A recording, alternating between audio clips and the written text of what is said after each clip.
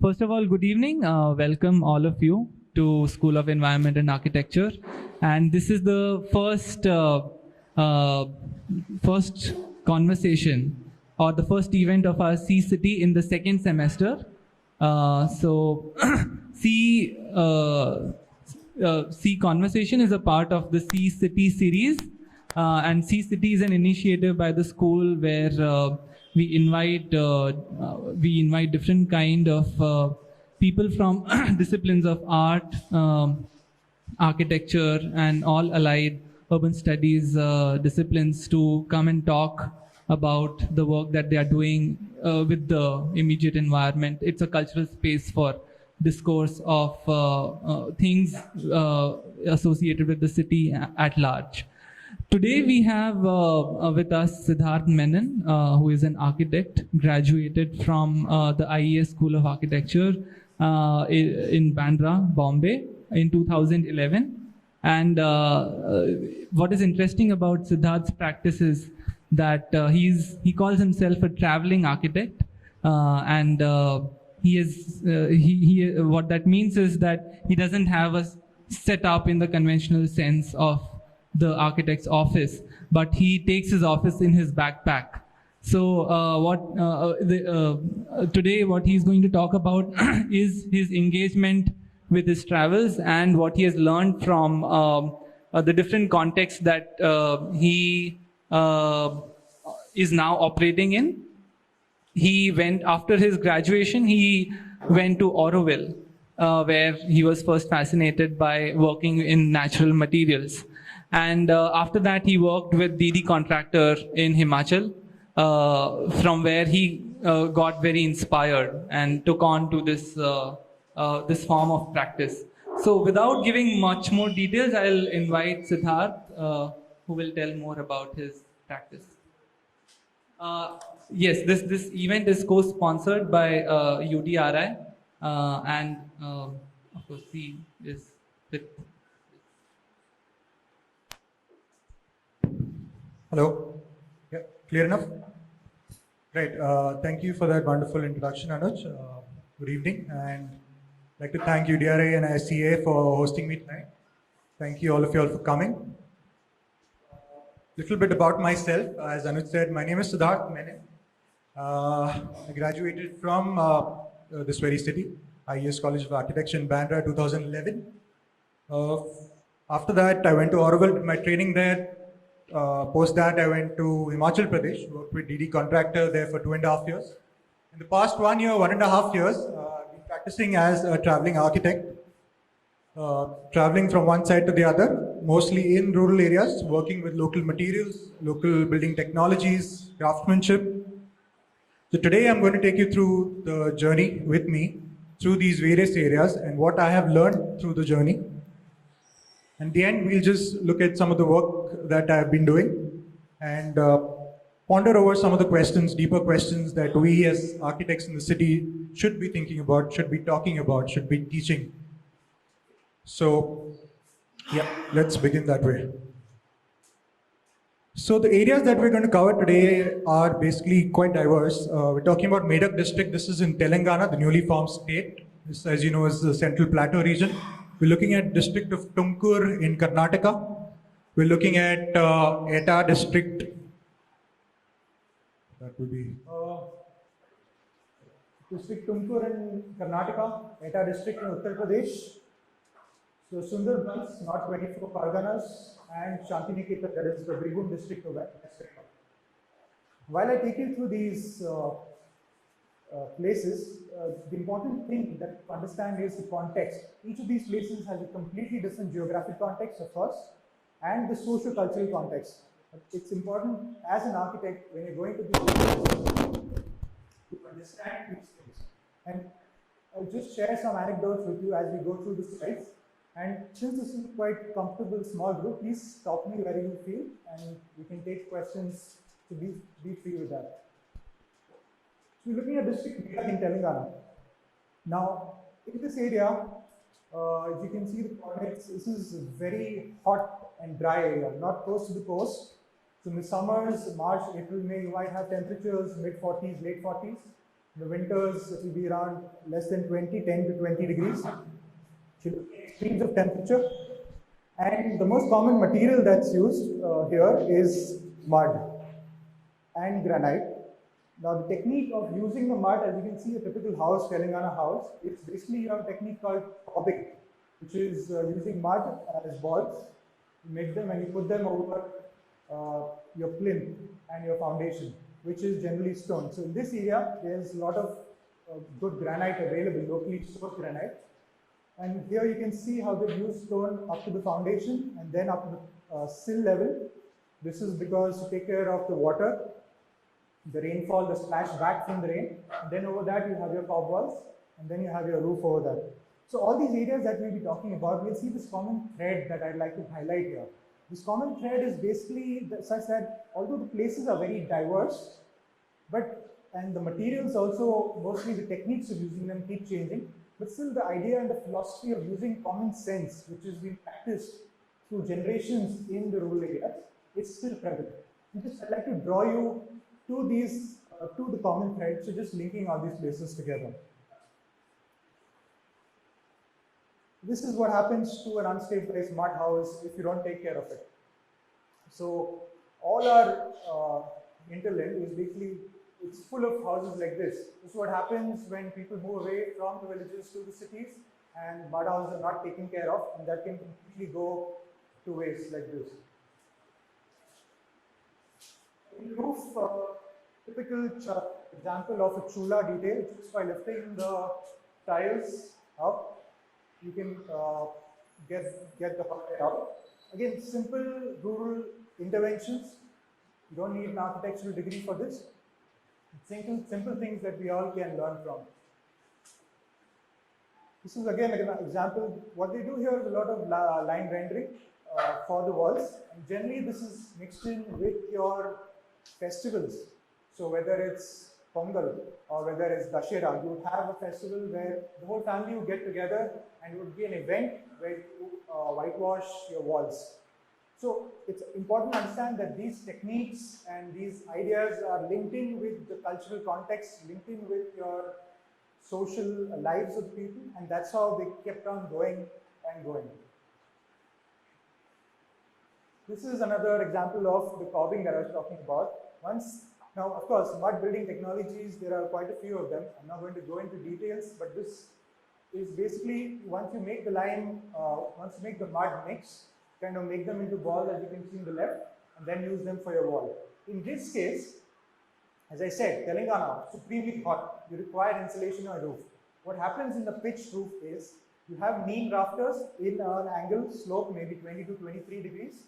And then over that, you have your battens of neem again. Neem was plentifully available. This area is filled with lovely examples of craftsmanship, which I'll come to later.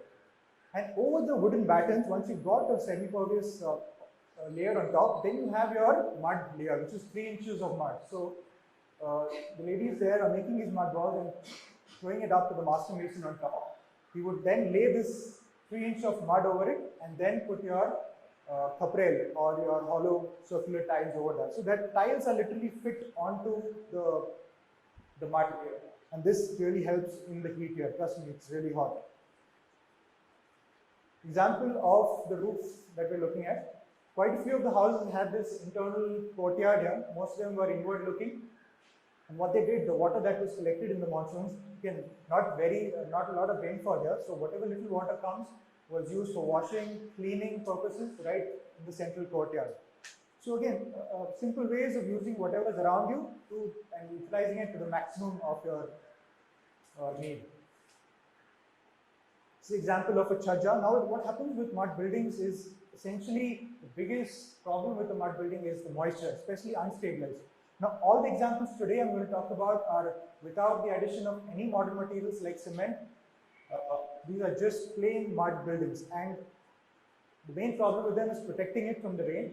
You can see here the chhaja that's taken out. This is with stone, again granite slabs or shabat slabs which are taken out around 1.5 feet. Here it's enough because you don't have much rainfall. In this case, you have a wooden chhaja there. And you can see the detail of the edge, the fascia there. This is so that those circular elements hold the rest of the tiles from slipping down.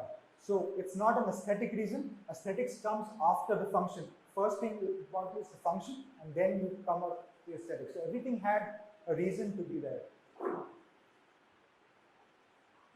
Courtyards and filled with it. This place has, you have a lot of courtyards, and almost each courtyard has this wonderful name tree.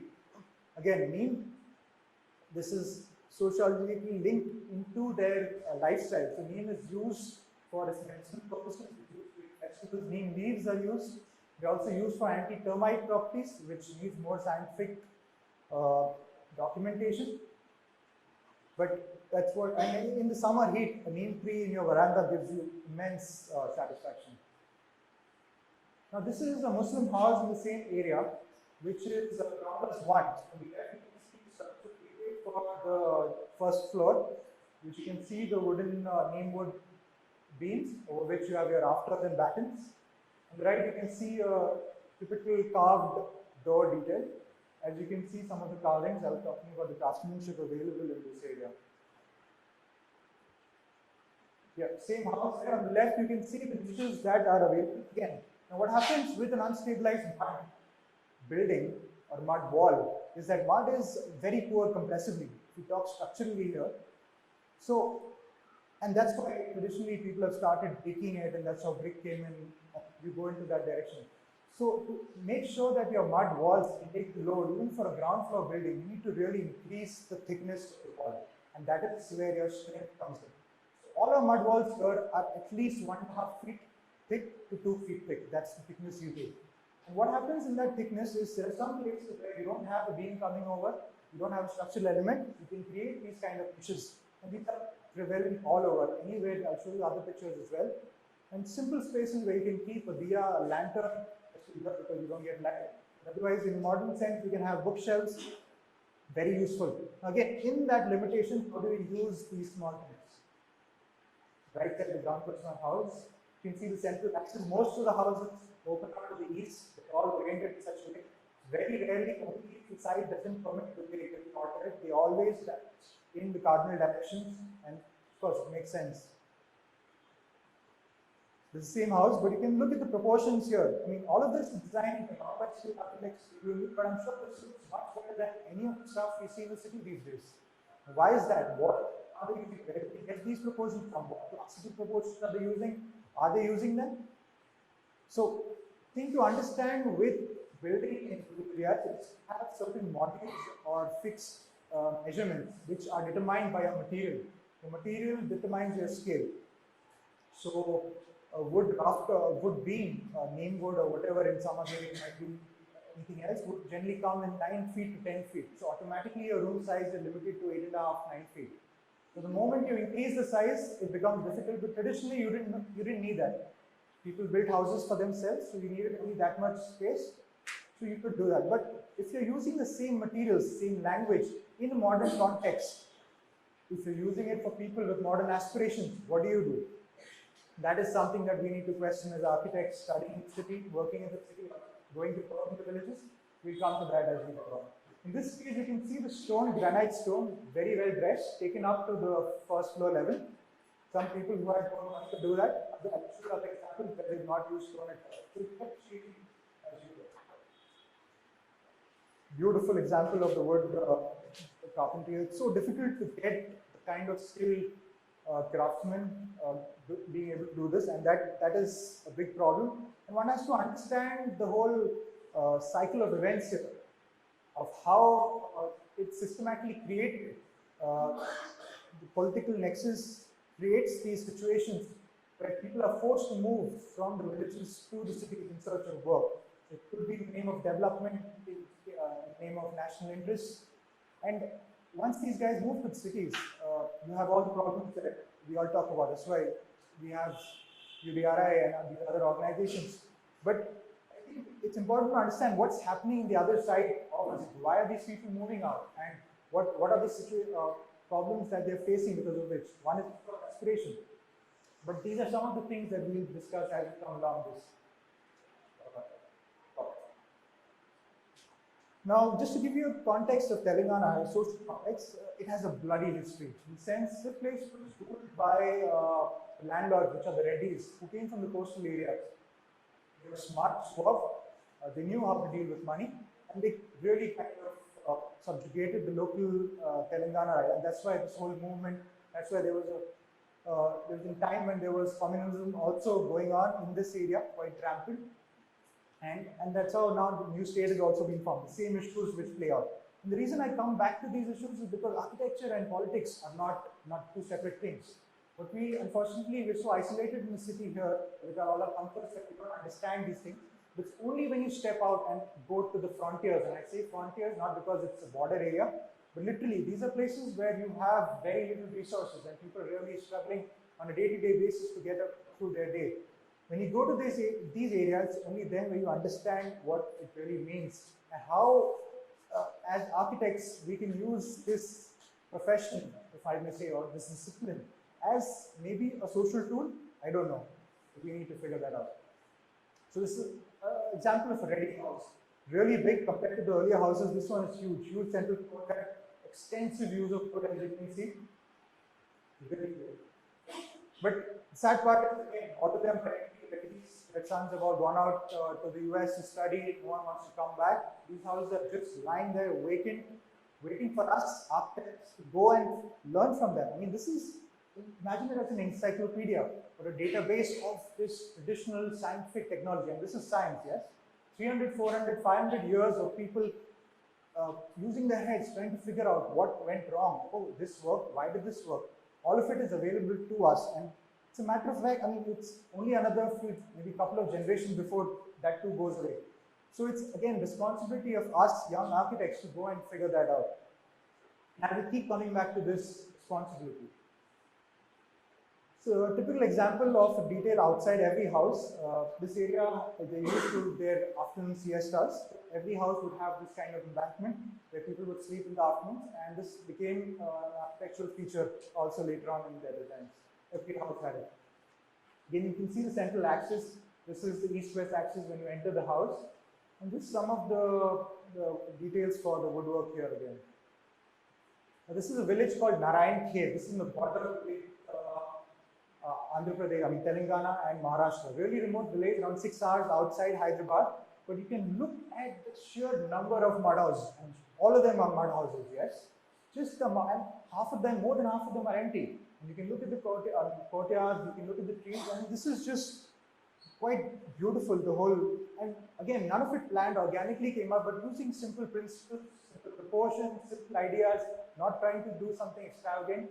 But it's just there, lying there, waiting for us to go and learn from them, try to figure out what went wrong, how we can take this ahead, if one has to take it ahead. That is another question.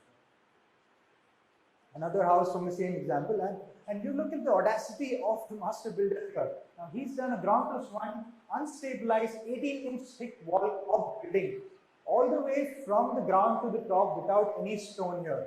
Now that, I would say, is real skill. To have that kind of confidence, I certainly do not have things, but imagine that those kind of skilled people were available maybe 30, 40, 50 years ago. It is really something, you know. I mean, when I try to locate them, we can't. I mean, they're just not there. They've lost their skill. The old guys have passed away. The younger guys have moved on to the city. No one wants to work with their hands anymore. And that's where I think we need to step in. Now we move on to another area. This is Tumkur district, Karnataka, around 70 kilometers outside Hyderabad. Now the prevailing technique here again is, mud is such a common material that it's used everywhere, right? It's the most easily available material. Of course, there are various kinds of mud, how you see them, how you test them, how you feel them, and how you use them accordingly decides. In some cases, you might use salt, some adobe, some Watland or some rammed earth. Why do they use that differently? We'll come to that again. But the same, you see the same thread continues here. Use up to a certain level. In this case, up to 30 inches. And then over that, you have your mud brick, 18 inches thick. And at the corners, you can see, with the load, you have a bigger piece of granite. So that the corners are the most susceptible, especially during earthquakes. So using these simple principles, But this is what happens if you don't have a smart house. That's what happens, and that's one of the reasons why one kind of persuades people not to build second homes or their holiday homes with this technique, because it's something that you can't keep it shut and lock and key. Having a mud house or being part of a mud house is really, it's like having a relationship. You really have to take care of it, and then it gives you back. And that is a joy that is unparalleled. So you can see, again, using the same typical brick mold as your regular brick, you are 9, 4 by 4.5 by 3 inch, and you have an 18-inch wall in this case. You can see the various kinds of mud plasters that used and how it's peeling off.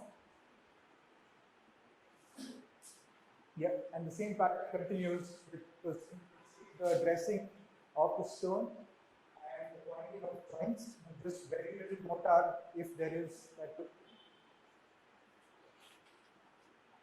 Now we move further north. We go into Etah district, Uttar Pradesh, and now Uttar Pradesh is a fascinating story of great contrast. Of course, here in Mumbai, we're used to maligning Uttar Pradesh and maligning the people of Uttar Pradesh. We made a habit of ourselves for that. But it's very easy to sit here and talk about these things without really understanding why these people, hordes and hordes, are sitting in this train and coming to the city every other time. I mean, this place is probably one of the biggest states in the country, has the most fertile soil, matching Punjab. This is western Uttar Pradesh on the banks of the Ganges. Fertile soil. Water is available at a depth of 20-25 feet. Drinkable water. You just put in a hand pump and you can drink straight off it. What is the reason that, I mean, you had history of civilizations which have been battles that have been fought on these plains. But where has UP gone on? What's happening here? It's quite a challenge. It's quite interesting. And being born, brought up in the city and going and working in Uttar Pradesh, it's something. I'll tell you some stories as we go along. But here again, we have the same idea. You have a veranda again, conceptually needing some content. Front-facing veranda. You have a sloping roof in front of that. Thatch, this is paddy thatch that was used. Also, another kind of thing was used, sarkandi, which is a reed which grows in the water beds. It's harvested during the months of May, June. That's also used. Again, you will see neem used as a beam and a rafter. Also, it was available that time also because of its the neem juice, anti-termite, neem battings being used. So this is in Uttar Pradesh. We saw the same concept there down in Telangana. So trying to get the link here. Thickness of the walls, small windows. Now, because these buildings were all load bearing, right? You have foundation, every square or every cubic inch of your building took the load down. And due to that, they didn't really have big openings. Now, because of that, you had very little light. Now, you can see I've used a flash here and it's very dark inside. But one has to understand the reason, because in the rural areas, most of your day is spent outside. You're either working on the field, you're with the cows, or you're doing some activity outside. It's only in the night that you come inside to sleep. And that's the reason you didn't need that much light, you didn't need bigger windows. But now, if you're using the same techniques or language to build for a modern person, that's not going to be acceptable. Certainly, I would want my laptop computer to be, I want to read inside, I want to put this equipment inside. So, what are the things that you can do there? This is the sarkandi thatch that I was talking about. It's basically rolled into bundles and then it's used on top of that. Another poor example, this is Dalit house. Of course, you can make out the difference. The first one that I showed you was a Thakur house, much more extravagant, which is similar vocabulary. This is Dalit house. On the left, you can see some of the niches and alcoves, and you can see the thickness of the wall. In this case, it's much more than 18 inches. But yeah, minimum 18 inches, that's what is the required thickness. Now we come to Sundarbans. This is the North 24 Parganas district. Sundarbans, as you must have heard, is again completely, it's quite an area. I mean, let me just put it that it's quite a mess. Now this place, just to give you the history of it, this place was a forest when the British came. It was not meant to be inhabited. But of course, the British then recruited tribals from a certain area the forest, cleared out the forest, right? Now, timber was used for all the economic activity for laying of our wonderful railway lines here.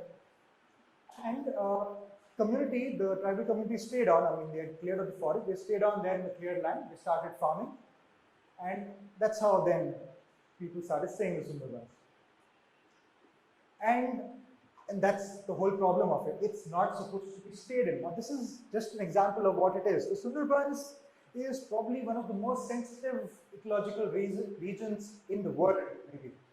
Here, the water, seawater level is more than land level, literally. And all that is preventing the two, stopping between the two is, I mean, this is an example of a community in the Sundarbans, but all that is preventing the two is an embankment. Is a mud embankment, that's all. The left is a huge estuary, saltwater estuary which goes into the Bay of Bengal. On the right is the land and the village. And that's all. These are the Narega workers working on the mud, and every time it has to be redone, mud has to be put on. And I'll just tell you the graphic thing. Sundarbans is such an area that every 5 to 10 years you are guaranteed a super cyclone. And I'm saying, and these are wind speeds of 260 kilometers and higher. The last one in 2009, Ailia, completely devastated the place. All your houses, all the houses that you see, completely gone. Places where the embankment is broken, the seawater comes inside. You can see the pond on the right, that's a freshwater pond. That's used for pisciculture, used for washing and cleaning purposes. All the water, fresh water becomes salt water. And you can't cultivate anything. Paddy is the main crop here, you can't cultivate anything. So, I mean, it is only in last 2009, this village, this is right at the border with Bangladesh. This is a village called Kandikola. After Ailia, for 60 days, the water didn't recede back into the sea. So 60 days it was engulfed in water. People had gone on top of government buildings, they were waiting for aid.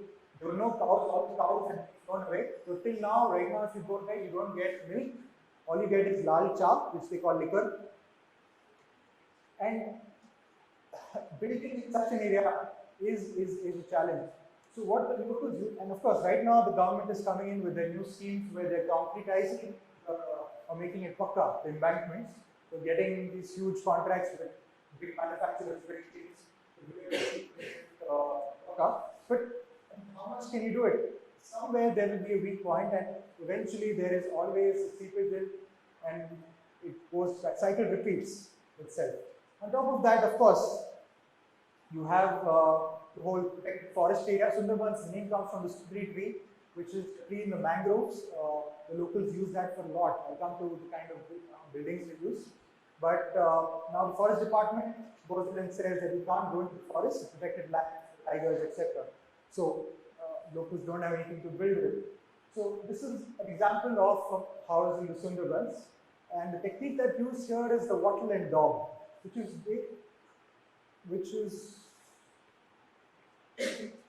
basically what wattle and dog is you have a screen or a mesh of any material. In this case, it's could be any twigs, and then you have a dog, which is mud plaster, which is put on both sides. It's a very thin wall. It's not a load-bearing system. It's a structural system. So you have corners where there are pillars, loads are taken down from there, and it's just a screen in the middle. Now one could come to the question, why is this technique used here? Why is cob used in Telangana? Why is mud brick used in Uttar Pradesh? I believe it's a lot to do with the climate of the place. Now in the Sundarbans, it's extremely hot and humid. And having this thin porous wall is what makes it a livable space, right?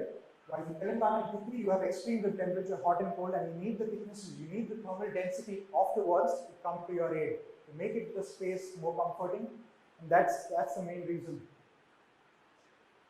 Example of a house there, you can see the steep pitch of the roof. This is again because of the rainfall, and also because you're using rice paddy as a catch. Paddy requires around almost a 45-degree angle for a slope. But once the crop, the water seeps in and there's no crop, and you're getting paddies, you're hunting for building material. And hence you can see the right side, one of the brothers had asbestos cement roof, which we all know is harmful. But you can see the height of the plinth. All of it is because it's continuously, there are floods here. And because it's in the plain region, I mean, it's in the delta of the rivers flowing out in the Bay of Bengal, you don't get any stone. So, and the clay, the soil is not really good enough for making bricks, so there are no bricks again. They're just literally using mud, and for your posts, use whatever wood is available. Another example of the waterland dog that I was saying. Now, for some places you can leave it unplastered like this, lets in more air, it could get more light, or you could just plaster it both sides. But again, very simple proportions, and it looks really elegant, much better than anything that we in the city are able to make. This is the corner detail of the house. Yeah, this is what happens almost every monsoon or almost every time there's a flood. The mud gets eroded into. You can see now these are precast RCC kind of hooks at the corners. It comes out, now they have to plaster it again. It's a continuous process. And it's quite a challenge. And being a border area, this literally is kind of the frontier with Bangladesh. So you have this continuous level of cross-border trafficking going on. So whether it's cattle going in from India and Bangladesh, or women coming in the other way around, or this way for prostitution. I mean, this place is really, it is the best, as I said before. But what can we do when we go into this area? It's really a question that we need to understand exactly, and that's where you understand. But the thing that we don't understand sitting in the city is that these places are too far away. They're just images in a magazine, or there's some thoughts there. It's only once you go there, you see the ground realities, you really try to get some idea. We're all talking about global warming. There's a summit going on in Delhi simultaneously where there's unfortunately coming. But all of this is happening and no one really understands the implication of how fast the disaster is really upon us. It's only when you go to these sensitive areas, whether it's earthquake-prone areas in Himachal, the flood-prone areas in the Sundarbans, you see the devastation caused by small, minute changes in temperature or some ice cap melting somewhere. That's when you realize how grave the danger we are in. Example of a plaster being coming off. This is what happens when you're not maintaining your house. Now we move to another area. This is the beautiful district of West Bengal, Shantiniketan, where Rabindranath Tagore famously set up his institution. This area has a lot of the Santhal tribes. They're extremely good craftsmen, and it's fabulous. This place really, they're doing really good work. This is an example of a Santhal house. You can see here the bottom half, the bottom part, black band there. It's actually a tar render on your exterior walls. As we know, tar is a wonderful waterproof agent. But if you with your cob wall, cob is the technique used here. You just render it with tar. That takes care of it. And that's all. You don't need to go beyond that. That's where your rain is sitting. On the left, you can see the same house that I was talking about. Notice the pots that have been put on in the window, on the roof there. Can you tell me the reason for that? Anyone? Why are the pots there along the roof overhang? Yes. You said that? Yes. So the Santhal tribals, they actually consume birds as part of their regular diet. So this was a functional reason. It's not put there for any aesthetic purpose. If aesthetics come in later, it starts becoming an element. But everything has a reason. There's nothing done without a reason. And that is something that we need to understand, especially in this modern age where everything is about image and images coming from magazines. The right example of a wonderfully carved cob pillar. This is again by the craftsmen, and they were very good at this. This is again some of the relief work, right? So just to prove that even though there are hardships, art always finds this way of manifesting itself, and it gives it joy. So no one told this guy to make this in his veranda, but he still does it, and it fits in with this whole thing. A termite mound, and the Santhals, they say it uses the mud from the termite mound for their plastering of the mud walls. Now again, one has to really go into scientific reasoning, but this is kind of the data that is available, and you just hear stories.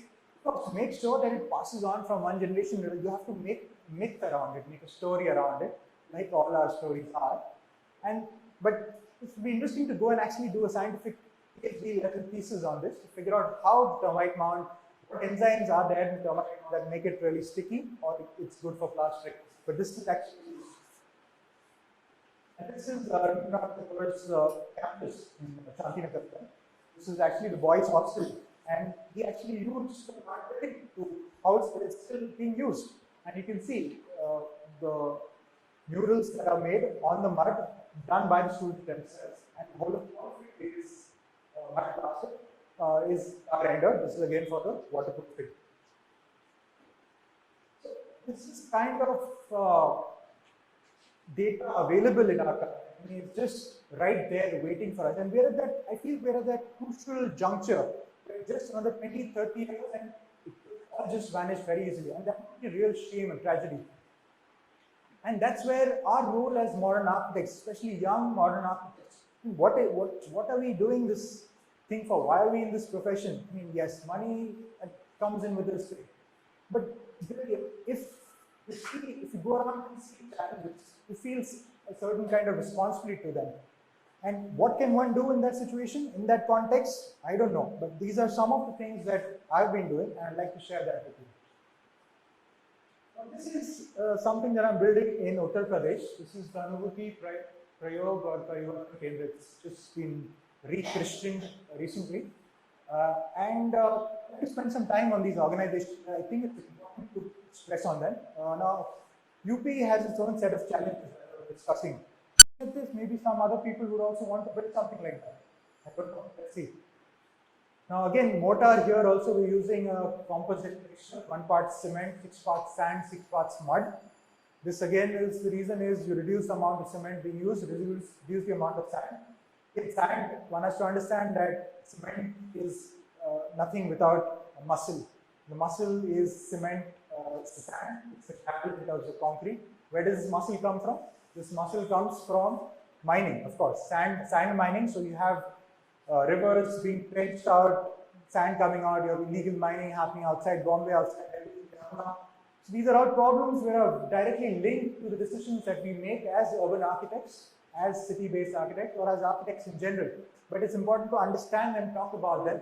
Then will we be able to actually think about solving some of these. Also, I mean, if one had to be really sustainable, you would not build at all. You would just use, I mean, so that's not possible. The moment you decide to build, you're going to take out something from somewhere to make something somewhere. So building in itself is a harmful process or a violent process. It's not really sustainable.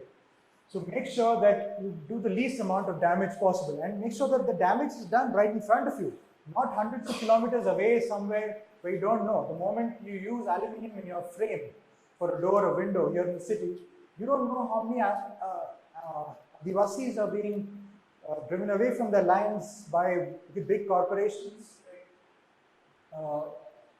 in Orissa or in the tribal belts of Orissa, because it's not in front of your eyes, right? The mainstream media doesn't cover it because they're all cahoots with the corporations. So these are some of the issues that we have to understand why we did it. So stone here is coming from a quarry very close by, right next to us, 5 kilometers. Mud that we're using here is coming right from the side. Whatever mud is dug out from our foundations is being used. Now here is where your design and planning comes in. You require a lot of mud for building a mud building, right? Especially this ground plus one, this building very big. So you design such that you incorporate maybe a water body, a rainwater harvesting tank, maybe an amphitheater, some way that you excavate mud right there from the site, and then use that mud for your building. You're not getting it from somewhere else. Now this is building again using stone up to your foundation. And once that is done, then you start your mud work. Now in this case, we're using the cob technique as we saw in Telangana earlier. We have wonderful cob workers here. Buffaloes, padded feet, they can really get this. The whole idea of cob is you have to mix the whole thing, and because the big building is quantity, as you can see. For people to do it, you would need a huge batch really jumping there. But here we're using buffaloes, and they would really enjoy this. Go round and round and play around in the moist mud. And again, simple way of doing it. Probably if you were doing a similar building in the West, you would have an industrialized press actually doing it. Probably the wall would be constructed somewhere and they, got into this thing. But these are things that are available and should be utilized. In this case, we are having lime slurry in our cob mix. Lime, what it does is, again, lime is another topic that I don't want to get into much in detail, but the demise of lime, I mean, lime is more expensive than cement right now. And the economics of it is just based so that you just stop using lime, local available lime or quality lime. You just make sure you go to a cement manufacturer. And it's crazy because lime is one of the ingredients that's used to make cement, mechanized, highly energy intensive, but still. So we really had to struggle for a liner. But lime, what it does, it activates your clay particles in the mud. That helps in the binding, that helps in the adhesion of it. And that's important, right? If it doesn't bind, it doesn't hold. So it's some tricks that you will start working with mud, with the material to understand what works, what doesn't, what needs to be added. Different places, different things are added. You could add gravel into this, you could add husk into this, you could add straw into this, urine into this, egg weight, you know, the white part, that could also go in. Different things work. Some places neem juice is also added. That's all something that needs to figure out. It's very contextual. Now, we're not doing a different technique, it's the same technique. Unfortunately, that's what's happening in this sustainable architectural business, as I would like to put it, is that people become mud experts and they call themselves mud experts or sustainable experts. And wherever they go and build, they use the same technology. Whether it's compressed brick or stabilized brick, they use that everywhere without really understanding the context, without spending time there, really figuring out. So all these places, I'm not from here, so I have to really spend time staying in these villages, spending months there, couple of months, understanding the rituals, life cycles, just figuring out, gathering this data before you start designing and even thinking of building them. Then you're starting your mud work over there. Now, cobbing, the technique, I don't know how much you're familiar with, it's a very fun technique. It's very non-hierarchical, wherein you don't really have this hierarchy of a master mason and then you have the people below. It's a technique where almost every turn can use it. You just slap it on together and it's very good to use. So here we're using it. Again, here we're taking care of our loads, with having two bands, RCC bands, same way as UP. Now you could ask me the question is, why are these two techniques being used are different? I mean, of course, right now we're doing what was prevalent earlier, but traditionally, why is cob work used in Telangana? Why is mud brick used there in UP or mud brick used in Himachal? That's a question one could ask, right? Both these techniques are almost interchangeable. Just in one case, you make the mud mix, you put it into a brick mold and you take it out, start drying, adobe. In this case, you actually make the mud mix and you make a wall and then let it dry. I think the reason there is again the climate. It happens in Telangana. It's extremely hot in the summer months, extremely hot. So this one section of wall, in a day, a mason could probably do 1.5 feet as this much. It's called a gajam. You would do that much height. You would do a whole length of the wall and then let it dry.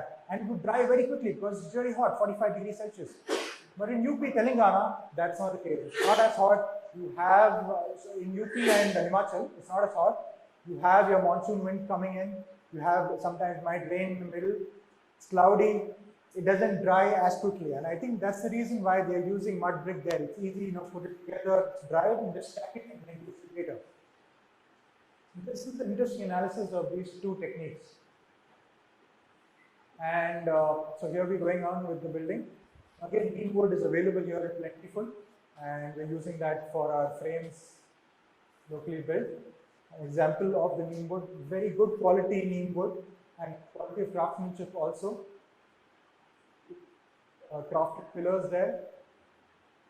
Some of the chhaja details that we're doing, and the skill is still there. You're just able to find one or two of these guys who could really craft wood pillars, and they really love it. And they were telling me that it's been 15 years since they've got a building to do of wood. Otherwise, maybe they did some mud work, some brick work, but the roof was always steel member, and then you had a tin roof over it. So there was a lot of joy when this would happen. And people could say that, of course, wood is expensive, and that's why it's gone down the use. Of course, there's not much wood available.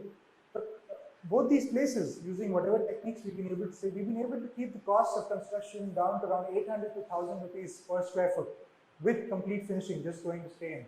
So it's not much when you're comparing it to the cement concrete houses in the region, which are ugly, garish, and they're also almost 1,500 to 2,000 rupees per square foot. It's only perception in the mind, an image that is fed to them through us in the cities, right? They're watching television, they're getting all these advertisements where Amitabh Bachchan is coming and saying, you know, this cement is the best, isme hi jaan hai. It's a whole lifestyle cycle that's fed to them. Of course, we're following the West. And it's just that whole cycle that keeps repeating itself, repeating itself. It's a very vicious cycle to break through. Now, once you've made your walls, you follow the profile of the roof. Now, again, look at these trusses here. All of these trusses are used without any nails in them. They're just each member fitting into the other member. That's all. And the weight of the roof takes care of the rest.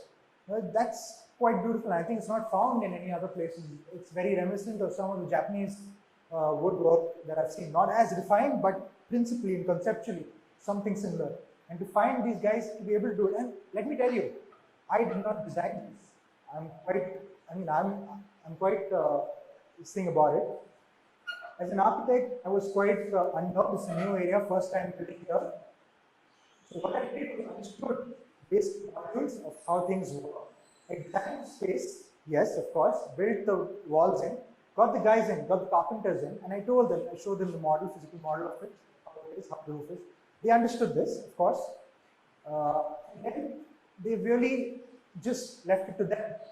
So all the proportions you can see, it's all them. It's something that we've been following for generations. These are classic proportions that passed on, and everything fit in. So you go in as an architect, you don't try to increase too many things or play around. Just use what you have to use, and then let them do it. And that's how, using this common language of building, we've been able to do that. And it's fascinating how they've caught on and how it's all fit into place.